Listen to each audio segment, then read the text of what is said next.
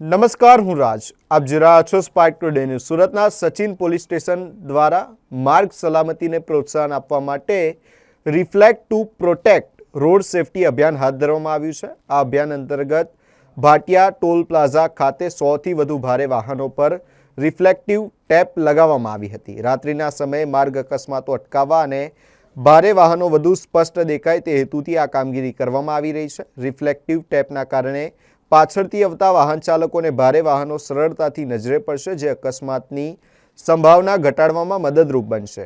આ પ્રસંગે પોલીસ દ્વારા વાહન ચાલકોને ટ્રાફિક નિયમોનું પાલન કરવા તેમજ માર્ગ સલામતી અંગે જાગૃત રહેવા અપીલ પણ કરવામાં આવી છે. સચિન પોલીસની આ પહેલને માર્ગ સલામતી માટે મહત્વપૂર્ણ અને સરાહનીય પગલું માનવામાં આવી રહ્યું છે. સચિન પોલીસ સ્ટેશન વિસ્તારમાં આપણે ભાટિયા ટોલ પ્લાઝા આવેલું છે.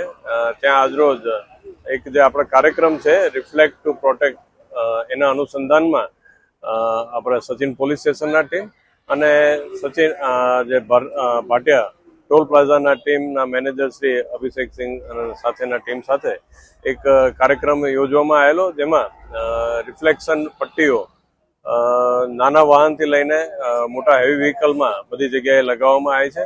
જેનો ઉદ્દેશ્ય એ છે કે રાત્રિના સમયે અકસ્માતોનું જે પ્રમાણ છે એ ઘટે. કારણ કે ઘણી વખત બનતું એવું હોય છે કે રિફ્લેક્શન નહીં હોવાના કારણે, વાહન નહીં દેખવાના કારણે અકસ્માત બનતા હોય છે. તો આ રિફ્લેક્ટર બેન્ડ લગાવવાથી લાઇટ પડવાના કારણે તરતથી નજરમાં આવતા હોય છે વાહનો, અને જેથી કરીને કોઈ રાહદારી જે રસ્તો ક્રોસ કરતા હોય એવા અને બીજા કોઈ વાહનો છે તેને ઝડપથી વાહન નજરમાં આવવાથી આવા અકસ્માતના બનાવોનું પ્રમાણ ઘટવા પામશે.